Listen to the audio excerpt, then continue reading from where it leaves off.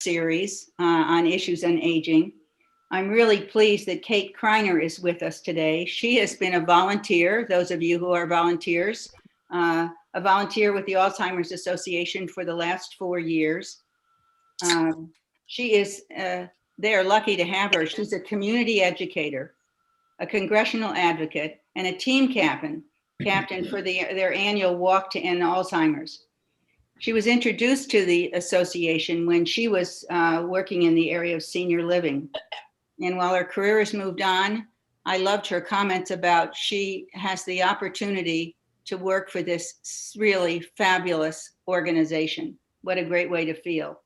She lives in Roseville, and I love it. With her husband and 2 children, she described one as a full-blown teenager and the other is on its way.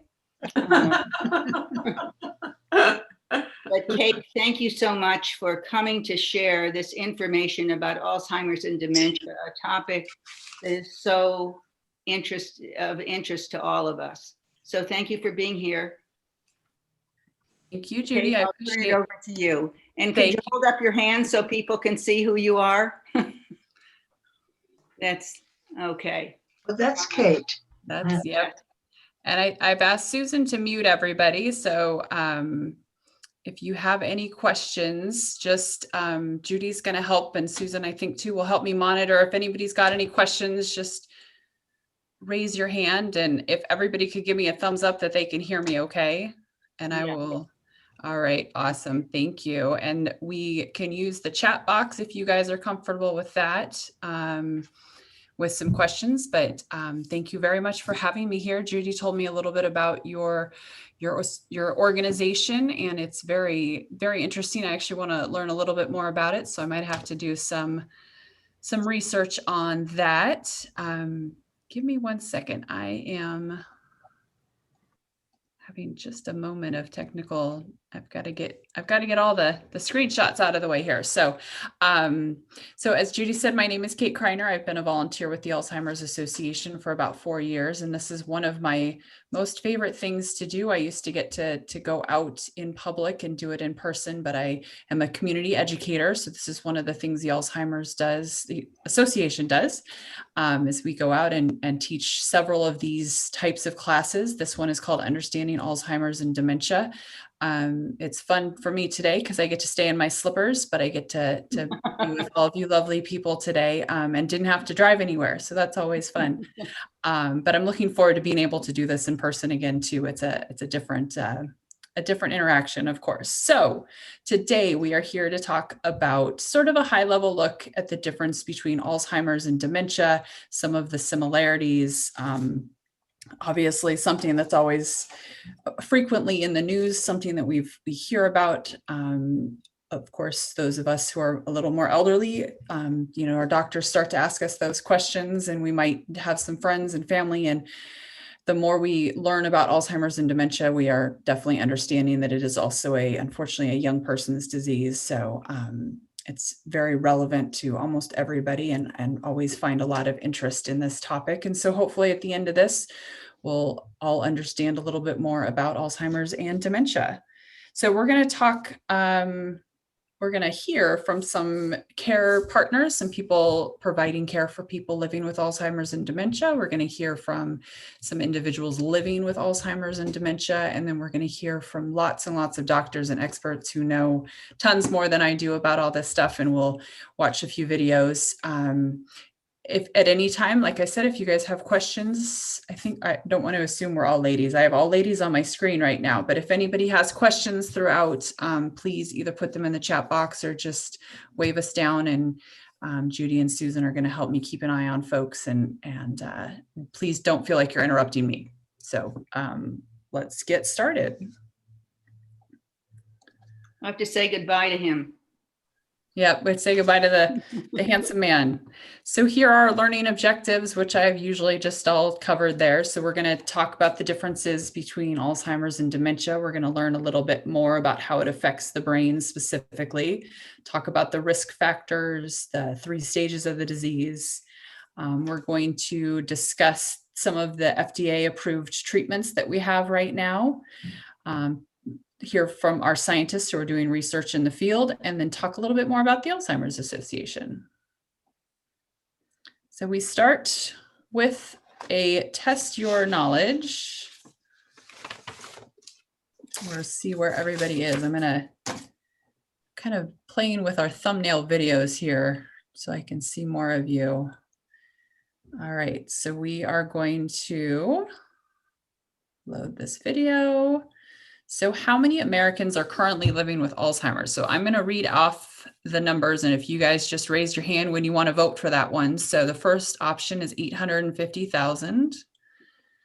The second option is 5.8 million. All right, 12 million or 3.4 million.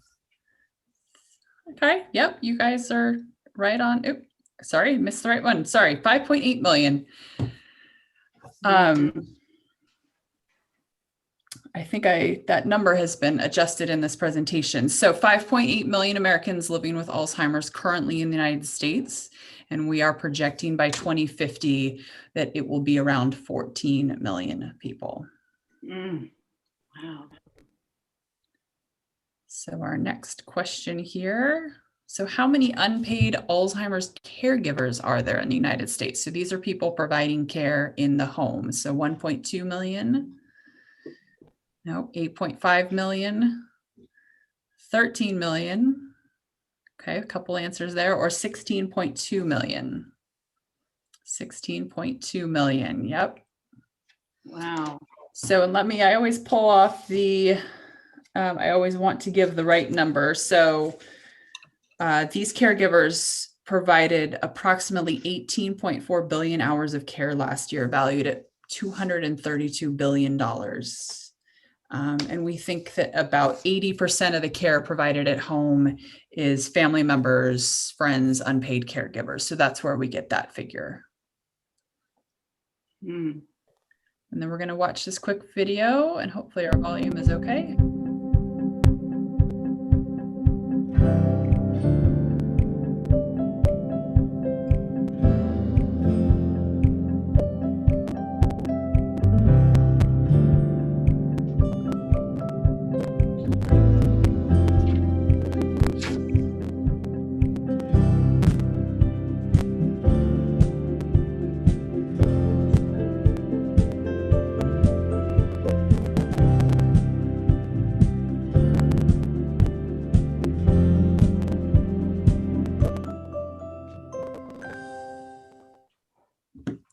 So some pretty staggering figures there in that video. You know, one of the reasons that the Alzheimer's Association helps get the word out and does all the many wonderful things that they do is to address that fact that those figures are still rising and rising. We are anticipating that when the 2020 is over, that Alzheimer's will actually be the 7th leading cause of death in the United States. It'll be COVID has kind of pushed everything down one. Other sobering facts is that it is the only leading cause of death, the top 10 in that chunk, that does not have a known cure or an effective treatment option.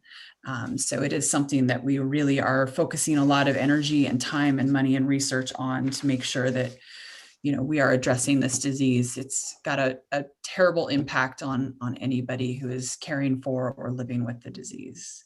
So we're going to talk a little bit more about the phrases, the terms, Alzheimer's and dementia. I'm going to advance the slide here. And we're going to start with some more quizzes. I'm going to get all of you on my screen here. So Alzheimer's is a normal part of the aging process. And who thinks that it is true? Go ahead and raise your hand, or if it is false. All right, yes. So it is a brain disease. It causes problems with memory, thinking, and behavior, but it is not a normal part of aging. We used to think that it was. Sometimes it was referred to as senility, and that we were definitely associating more with just the aging process. And we'll talk a little bit more about that. And our second question is, people younger than age 65 can get Alzheimer's. True or false? And true. It's all right.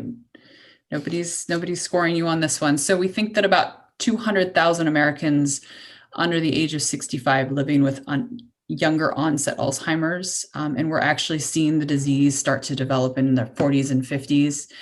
Part of that, as well as some of the brain damage that's caused in your younger years if you're doing things like playing football or boxing or have had a brain injury or brain trauma. But we are seeing that as pretty early these days. One of the things the research is really focusing on right now. All right, we're going to hear from our first doctor here. Get her loaded up. Dementia is the umbrella term for an individual's changes in memory, thinking, or reasoning.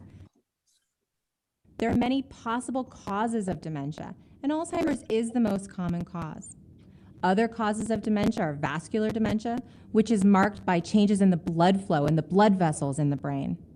Dementia with Lewy bodies, identified by specific brain changes throughout the brain that include the buildup of a protein known as alpha-synuclein.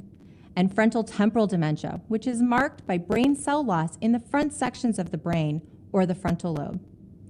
Each type of dementia may have distinct characteristics to cause specific behaviors in the individual, but there is also some overlap in behaviors among the types of dementia.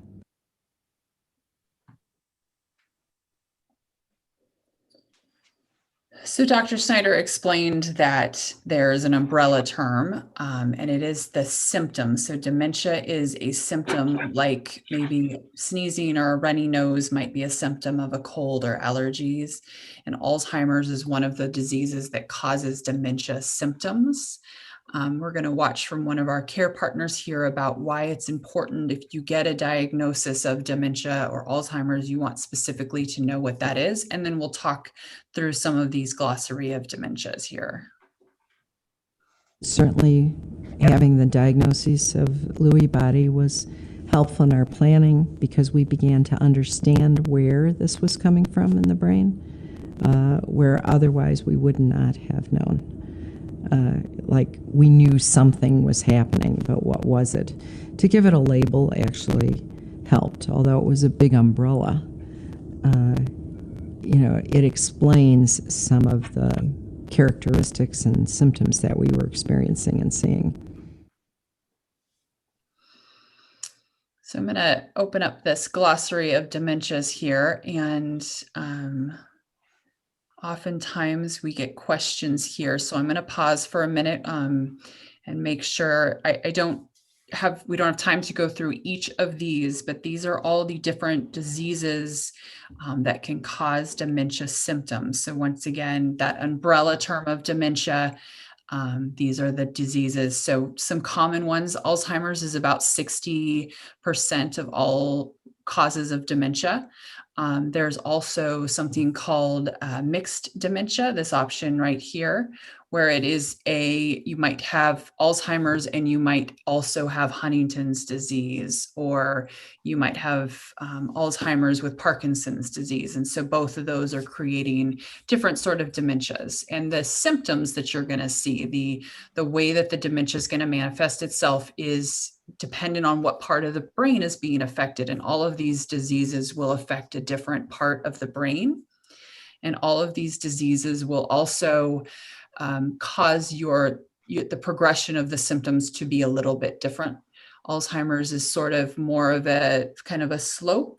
It's sort of just kind of your brain starts to literally disintegrate, right? You lose part of your brain.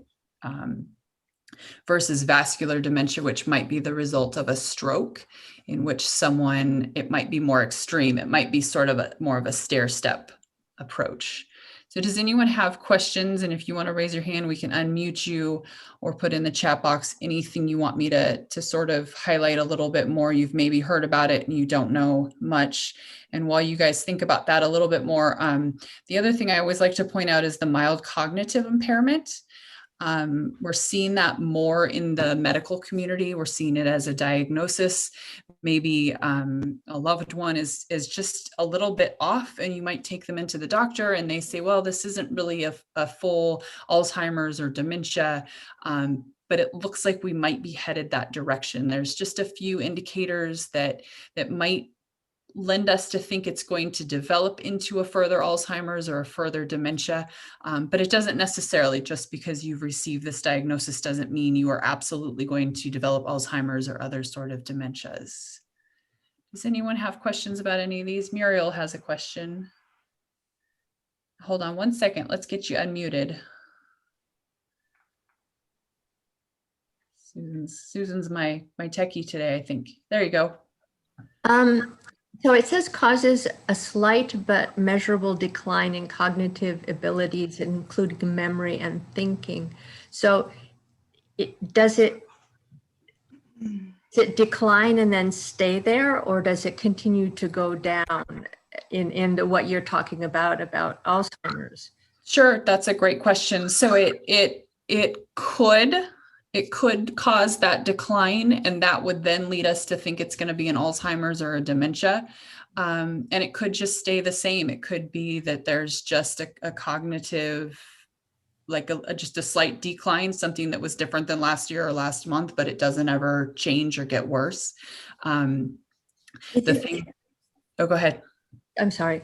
Does it include things like not remembering words, thinking, not remembering what you did yesterday, or going from one room to another and forgetting what you were doing, and those kinds of things? You know, a little bit. So in one of the other education programs that we teach, it's called Know the 10 Signs. And the big takeaway in that, and I've often mentioned it already in this point in the presentation, I guess I haven't today, but it's when those things start to affect your daily life.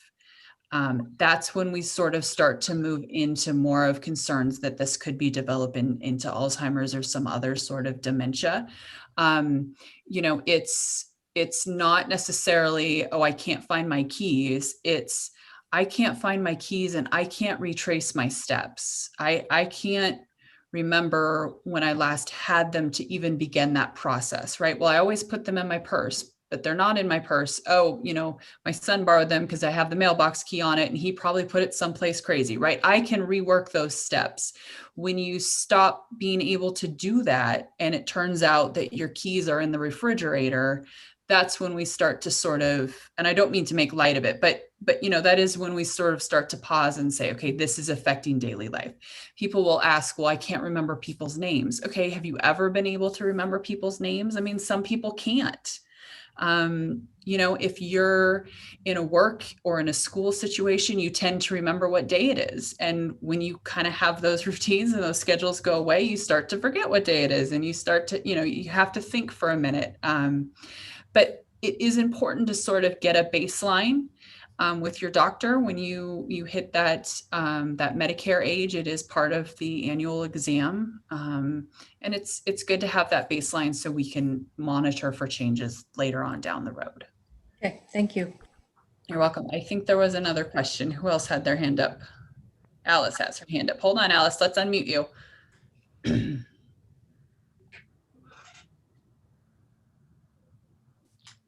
Alice, you're still muted. You have to unmute yourself.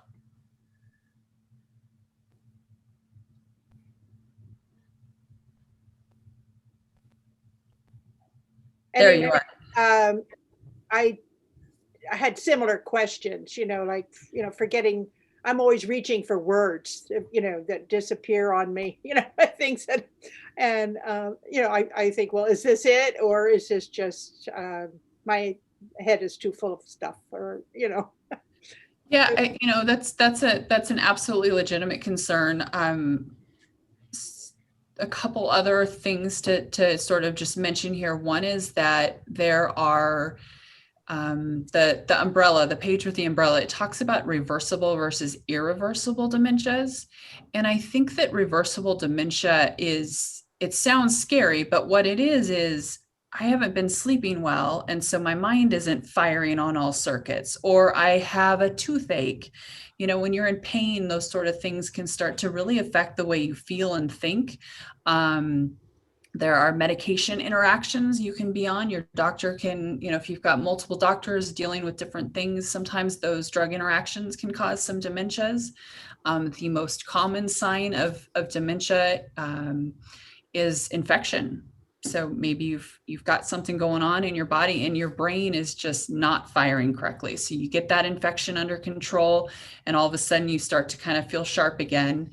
If you are concerned about your own memory, like I said, make an appointment with your doctor, get that baseline assessment, that cognitive assessment with your doctor.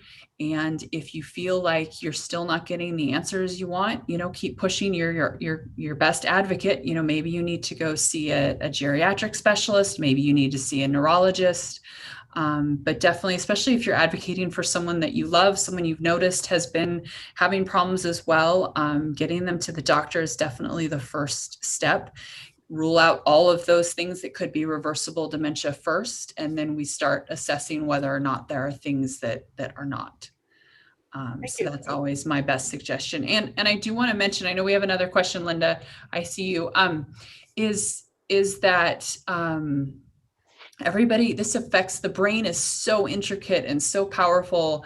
It's, our strongest organ, but everyone's is a little bit different. Everybody's going to go through this process differently. My Alzheimer's isn't going to look like your Alzheimer's, isn't going to look like your neighbor's Alzheimer's, right? It's all a process. It's all stages. And we'll talk a little bit more about that a little later in the presentation. All right, Linda, I think you had your hand up. Yes, I had a question. When you mentioned about you expected numbers to go up after 2020, after this, after whatever is after, presuming there's an after. Yes. And I wondered if it had, I noticed that it's much more difficult, not only since retirement, not having a schedule, but now everything is upside down. When you go into your doctor's office and how your triage is different. It's familiar and yet it's different. And so it's adjust. And I think that's difficult. I was wondering if you're seeing, you're determining that there's probably a connection with what we're all, the stress level and the changes and adaptations we've had to make, especially for older ones of us, now, as opposed to just a regular time frame. Is it just a year span that you're looking at, or is it the circumstances of this year's span? I think it's going to be both.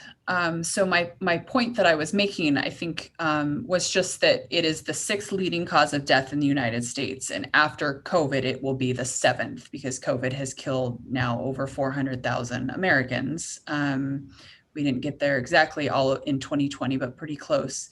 But we are absolutely seeing just tragic numbers in care homes, in assisted living facilities. This isolation, not being able to be with loved ones has been very, very, very difficult on anybody who has any sort of memory loss, any sort of dementia or Alzheimer's. It's been a very tragic, the reports are just, they're heartbreaking.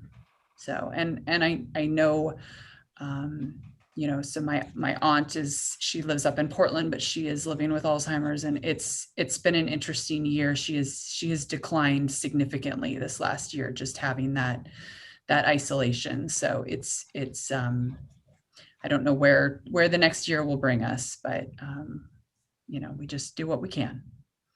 So any other questions on this slide and these? I love the discussion. Absolutely. Alice, yes. Yeah. What is Creutzfeldt-Jakob disease? Creutzfeldt-Jakob is what we found in mad cow disease. That's often what it's referred to as, and it's it gets into the brain through other things. So it's rare. It's very rare, but it is fatal. They destroy the brain cells pretty quickly.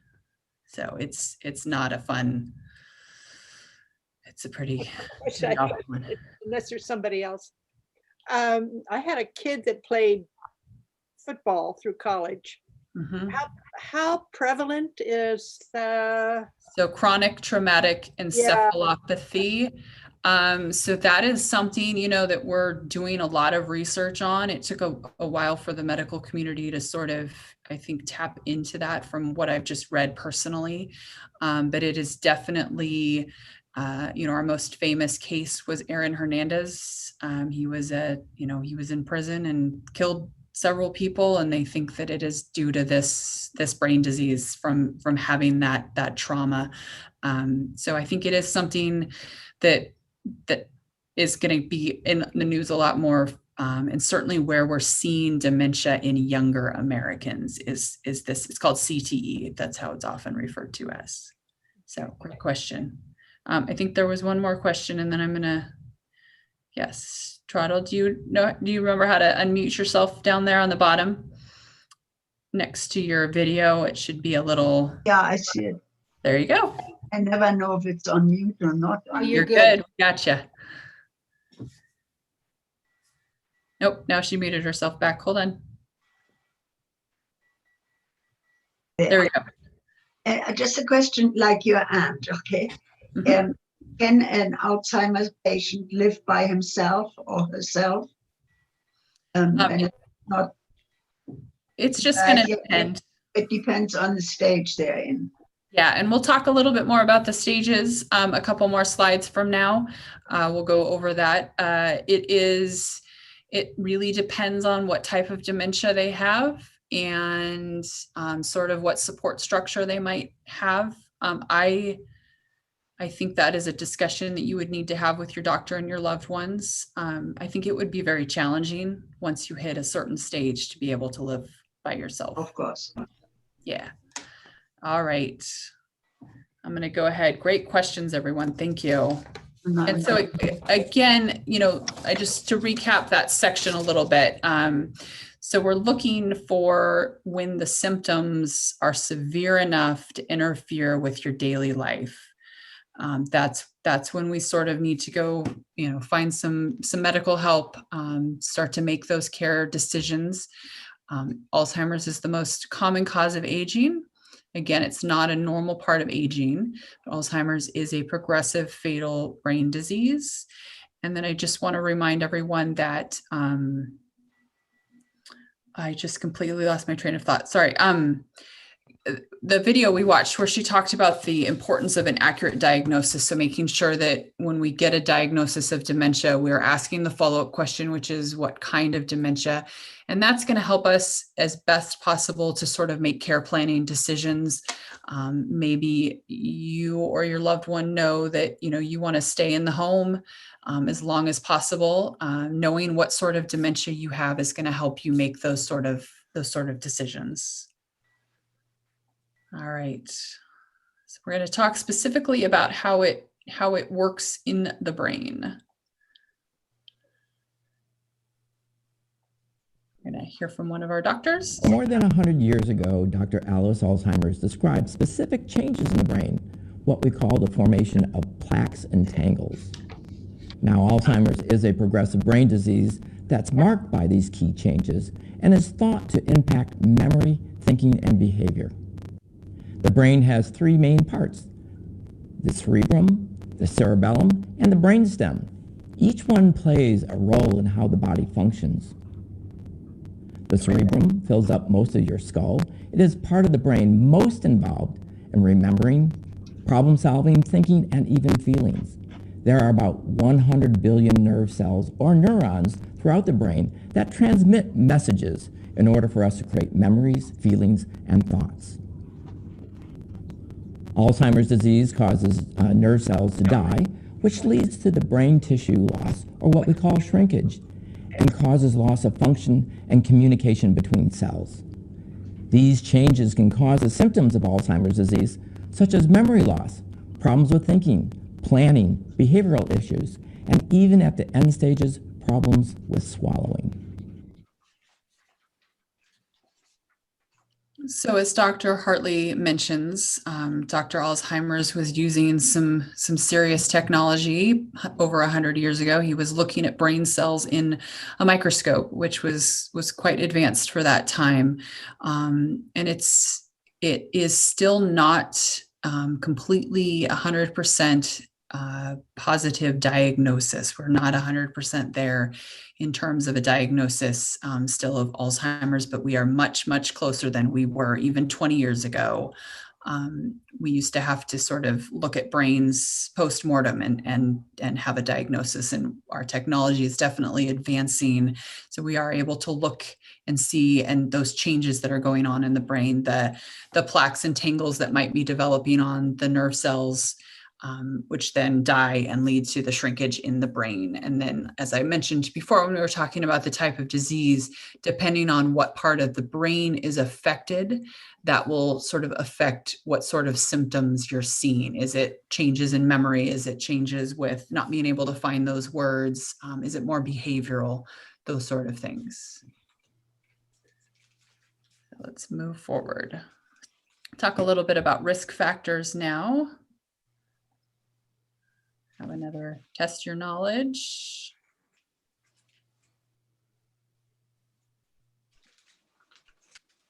So what is the greatest known risk factor for Alzheimer's disease? So genetics, go ahead and if you would like to raise your hand, family history, or age.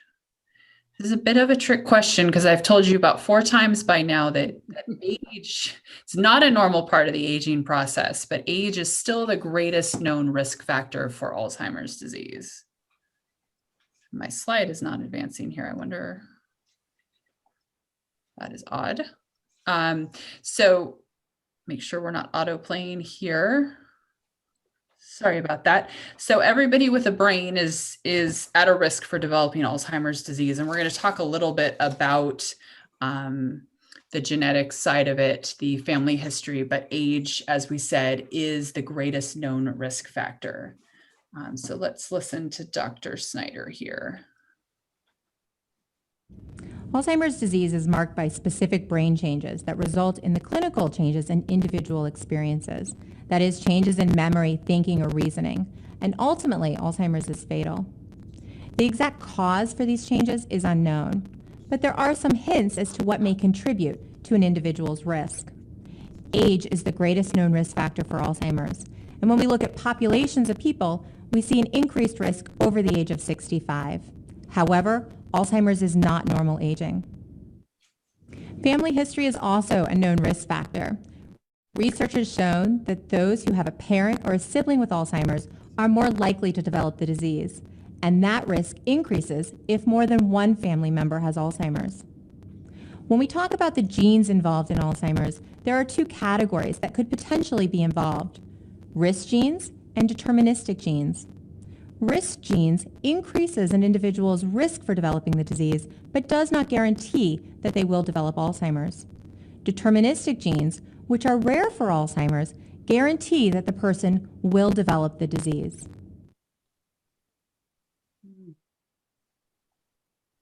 So before I talk about this next slide here, I just want to reiterate what Dr. Snyder said about the genes. So there is a gene that you can carry that will, if you carry it, it'll increase your risk of developing Alzheimer's. And then there's deterministic genes, and those are very rare for Alzheimer's. So a deterministic gene means that you would absolutely develop the disease. Is one of the things the researchers, of course, are looking at pretty significantly is how that plays. I've given this talk enough in person that I typically get a question. I'm just going to go ahead and answer it. Everybody says, well, what about all these 23andMe's and genetic testing? Is that something I should do? And, my answer to that obviously is if it's something that you want to do, then you should go ahead and do it. Obviously, you should talk to your doctor or your loved ones and think through what you would do with the knowledge once you had it. That's the important thing. We might know something, but maybe you have the risk gene. You could never develop the disease. You could have the risk gene and you could develop it. You could have none of the genes and still develop it. It's part of what we're still trying to understand. I hope that soon we will have a simple blood test that's going to show us whether or not we carry some of the markers, but we're a ways away from that still, but we're getting closer. So then let's talk about some of the populations that are at higher risk of developing Alzheimer's. And Hispanics are about 1.5 times as likely as whites to develop Alzheimer's and other dementia. African Americans are about twice as likely to develop the disease as whites. And then 2/3 of Americans with Alzheimer's are women. So it's much more common to have this disease if you are a woman. Again, all of these things are the topic of many research projects. There are studies going on. One of the things they're trying to get is more people of color into these studies, so they can start to understand what we might be doing wrong, what there could be differences in diets and lifestyles. That is the biggest topic of research right now.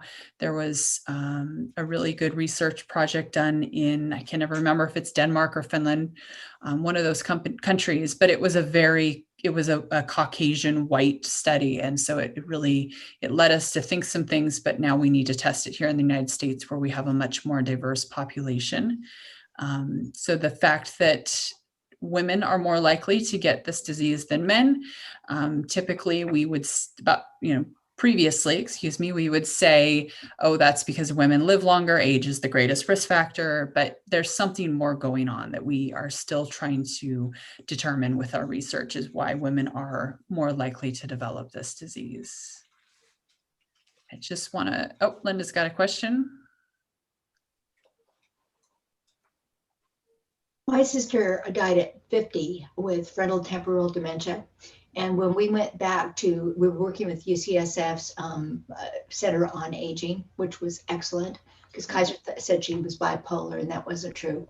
But what we found is that not only the diagnosis, but also the language for talking about dementia is really new, relatively new. And things we went back to because of family, our oral histories of family members. There were two people that were sort of, they were the odd ducks in the family from way back, like 2 or 3 generations back.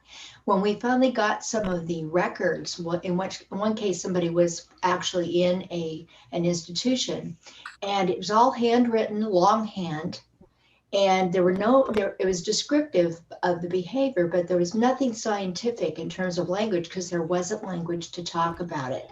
So we extrapolated, somebody is observing that someone's a little odd. Well, there are a whole bunch of people I know. Some of the people are on this screen right here. Sometimes they're odd. Me too. Yes, in some ways, so it's real. I just want to point out that you even do 23andMe, and you'll find that the history is very sparse because it just hasn't been quantified. It wasn't quantified, and there wasn't language. I had never considered that before. That's really interesting that the language has changed. But yes, I know, once your family has someone living with this disease, you do sort of tend to go back and reevaluate. When I started getting involved working with the senior population, my relationship with my granny, who passed away in 2000, it kind of shed some new light on that. Just like, oh, I think Granny had Alzheimer's. I start to put into place now that I knew talk about getting my language. So that was really interesting. And then of course my aunt, her daughter, was diagnosed a couple of years ago. So it's sort of, then we look back on that and we say, okay, when was, 5 years ago, 6 years ago, we started seeing these things that really language and behavior and descriptors are so important in all of this. So that's a great comment. Thank you, Linda. Appreciate you sharing that. All right, so our recap here is, as we talked about, age is the greatest known risk factor for Alzheimer's, and it increases at age 65. I believe that the statistics on that slide that didn't load correctly, I believe it's 1 in 3 over the age of 85 develops Alzheimer's. So it is definitely our largest risk factor. Family history, obviously, still a known risk factor. I think the research is maybe lending to this idea that the younger you develop Alzheimer's, the more likely it is family history, it is more likely to be genetics. We talked about the risk genes and the deterministic genes, and then that Hispanics, African Americans, and women are all at an increased risk for Alzheimer's. And I am playing around. There's Alice. Yes. Don't forget to unmute yourself, Alice. We're such a hodgepodge in this country of races and whatnot. I mean, I just wonder, does that affect studies in any way? I mean, I have friends, many friends who are a mix of Hispanic or, black and white, and, do these affect studies in any way, or who do you pick to study? Absolutely. That is so the study that was done in Denmark or Finland, I believe it was called the finger study. And so for US Post Office Dementia.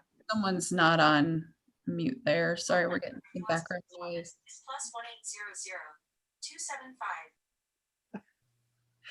Thank you, Susan.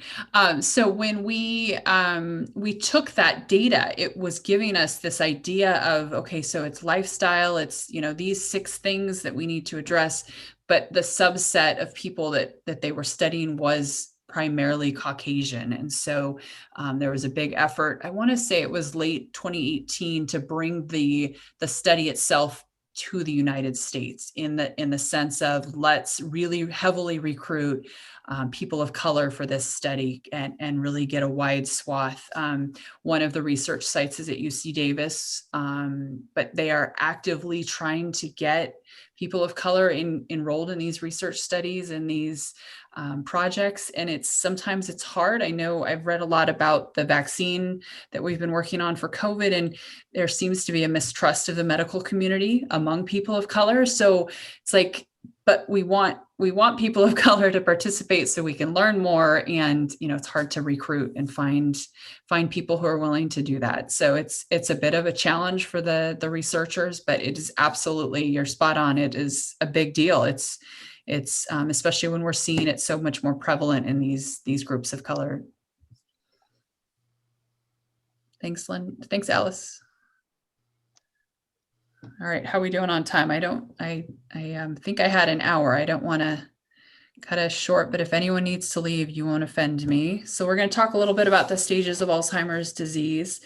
And again, not everybody will go through the same cycle, the same progress. You can't say you've been diagnosed with Alzheimer's, you're going to live for 8 years. It really will range. Everybody is different. Everybody's unique. Dr. Hendricks is going to talk a little bit more about these, and we're just going to watch a few of these videos. We've got quite a bit more to go through.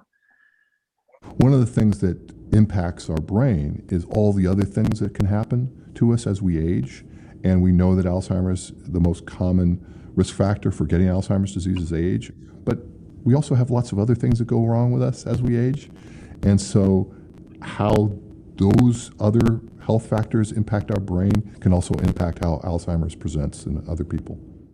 So I'm just going to play these first 2 videos to sort of giving us an idea of what these are, both people in early stage of Alzheimer's and what living with Alzheimer's feels like. It's a different kind of forgetting. It really, really is. It's not just forgetting where I put my car keys. It's much deeper than that.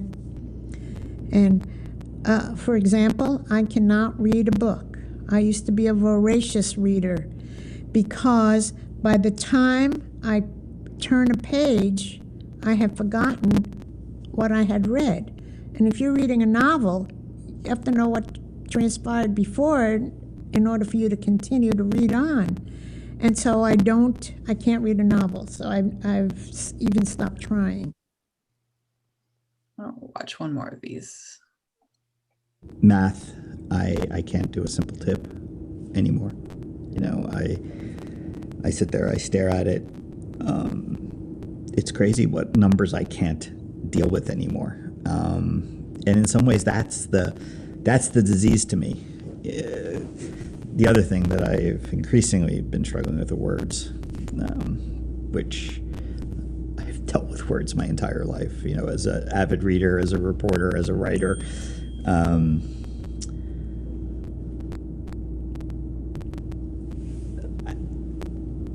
I struggle with them now. I think one of you commented on losing the words. So again, it's definitely one of the things that will lend you to remember that, or think about, how much that's affecting your day-to-day life. Muriel. I like these. I like that you all have names too. That's helpful. Normally when I'm in just a crowd of people, I don't know everybody's names. What it sounds like from what they're saying, at least these two people are saying, it's really severe short-term memory loss. Or at least, it's like, because you can't remember what you just read the page before, the paragraph before. It's like it's not getting in. But anyway, So your nerve cells are all sitting on top of your brain, and they need to be connecting with each other. And we do know that the plaques and tangles start to affect those connections. And I think typically those are the first sort of signs that something might be wrong, is that, recalling words. And that is in my unprofessional opinion, but that is sort of classic Alzheimer's. I am already forgetting the name of the woman who was talking about frontotemporal dementia. That is a whole different, that is much more behavior. You might have someone who is a calm, peaceful person, and all of a sudden they are saying mean things, they're cursing, they may be violent, they might be delusional, they might have they might be sundowning. So in the evenings, their behavior is far worse. You can have sundowning with other types of dementias as well. But I think that is the most commonly associated symptom with Alzheimer's, is that sort of losing the words, not being able to do the math, retracing steps. Those are sort of those early things. And obviously, if that's the dementia, right, getting that accurate diagnosis, then you can care plan around that. Versus someone with frontotemporal dementia is probably not going to be able to live alone. They're probably going to need a special kind of care. So those sort of things are what we need to talk about when we get those diagnoses. But yeah, you're absolutely correct. Yes, Janice. Don't forget to unmute yourself.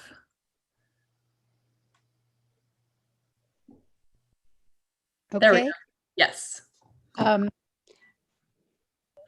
As I'm aging with my aging friends, we all tend to lose words, and we're all helping each other, and we're all laughing about it. So I just want to say that losing words doesn't necessarily mean that we're beginnings of Alzheimer. Exactly. That is true. That is true. It might be for some of you, but it might not be. Yeah, no, absolutely. All right, we're going to hear from Dr. Snyder one more time. She's going to talk about the stages of Alzheimer's. Alzheimer's affects everyone differently. As a result, it's difficult to place a person in a specific stage of the disease. However, there are 3 general stages that are commonly referred to as early, middle, and late stage Alzheimer's. In a medical context, you may hear these stages referred to as mild, moderate, and severe. In the early stage of Alzheimer's, an individual may be able to function independently. However, they may start noticing more frequent memory lapses. Friends and family may also begin to notice difficulties in the person, and a healthcare provider may be able to detect problems in memory or concentration by conducting a detailed medical interview. Middle stage Alzheimer's is typically the longest stage and can last for many years. Damage to the brain cells can make it difficult to express thoughts and perform routine tasks, and this can lead to increased feelings of frustration and anger. In the final stage of the disease, an individual loses the ability to hold a conversation, control their movements, or respond to the environment around them. Cognitive skills, that is, their memory, thinking, and reasoning skills, continue to decline, and this can lead to personality changes and need for round-the-clock care. I'm going to pause this video here just so I can keep these 3 stages on the screen for a minute, but I want to reiterate what Dr. Snyder says, because I think this is an important piece of this. We've been talking about some of the things you might notice that might be into this early to mild stage, these memory lapses, these problems with concentration, the gentleman who talked about not being able to do a tip.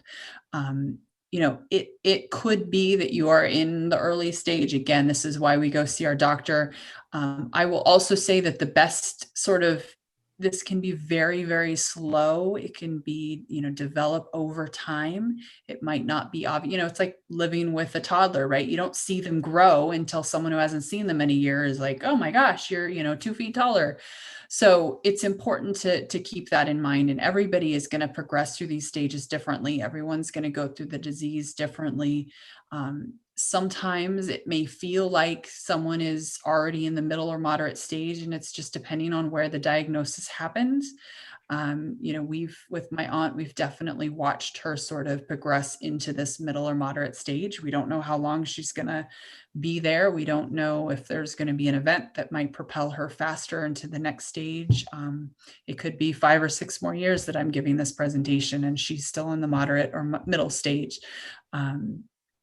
I have, had my heart broken watching someone in the late stage of Alzheimer's. It is absolutely devastating. I mean, the body just starts to shut down, and definitely you need around the clock care at that point, as Dr. Snyder mentioned. And as a caregiver, your role will change as the person you are caring for goes through these stages. So I think it's always like to pause here and make sure that it's clear that it's clear that it's not clear. We don't know exactly what the stages are going to be for everybody. Muriel, yes.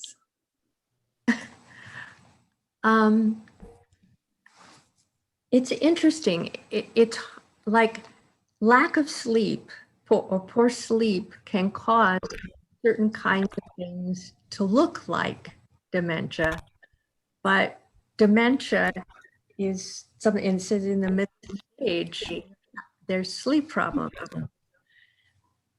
How do you know? I guess it, as you say, it needs a real careful, examination.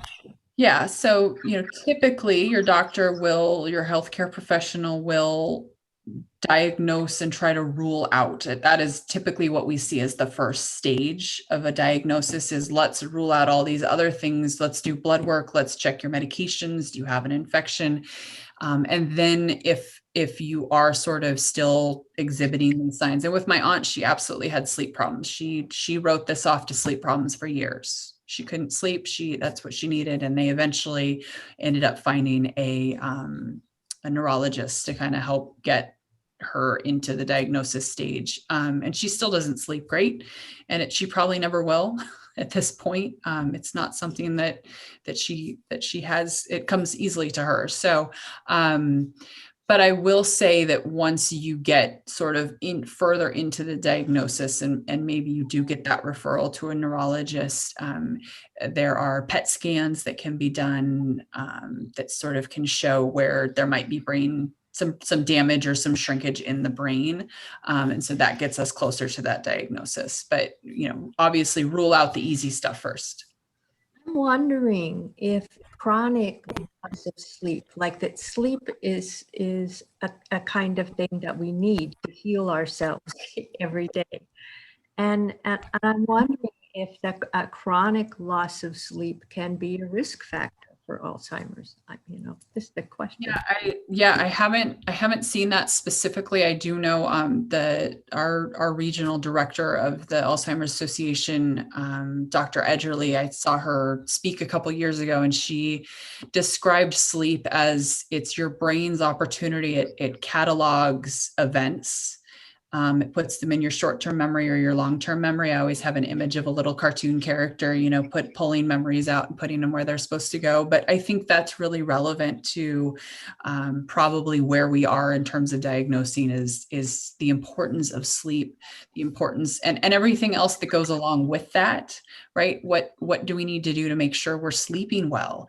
We need to be eating right. We need to be getting our exercise. We need to be social. We need to do all these wonderful things. The good news is all those things also prevent other diseases, heart disease and diabetes, and can put all those at bay as well. So, that's the good news, is that those are all the things we know we should be doing. The hard thing is those are all the things we know we should be doing. So getting more exercise and eating better. So, all right. I think we're good on this slide. We're going to go into the FDA treatments, and I know it's 2 o'clock. Like I said, I'm going to, okay. I'm going to go through these a little bit. There's always a test your knowledge at the beginning of the section. So for a question to load, there are several drugs available to slow down the progression of Alzheimer's disease. True or false? Kind of a little bit mixed there. So there is no treatment currently that has been approved by the FDA to prevent, treat, or slow Alzheimer's disease. All we have right now are some medications that will address some of the symptoms that we have with Alzheimer's. And I can't remember which Dr. Hendricks is going to talk to us again about that. There are currently several drugs that are FDA approved to treat the cognitive symptoms associated with Alzheimer's disease. They treat the symptoms, but they don't treat the underlying cause. So eventually people will progress, but they do treat some of the symptoms and help people for a time. So the first class of drugs are cholinesterase inhibitors. These drugs work to prevent the breakdown of acetylcholine, which is a chemical messenger found in the brain that's associated with learning and memory. There are 3 FDA-approved drugs that are in this class of drugs. There's Aricept, there's Exelon, and there's Razidine. There's another class of drugs that modulates glutamate, which is another chemical messenger in the brain that's associated with learning and memory. And this drug is called Namenda. And then there's a final class, which is actually a combination of cholinesterase inhibitors and glutamate modulator, and this is called Namzaric.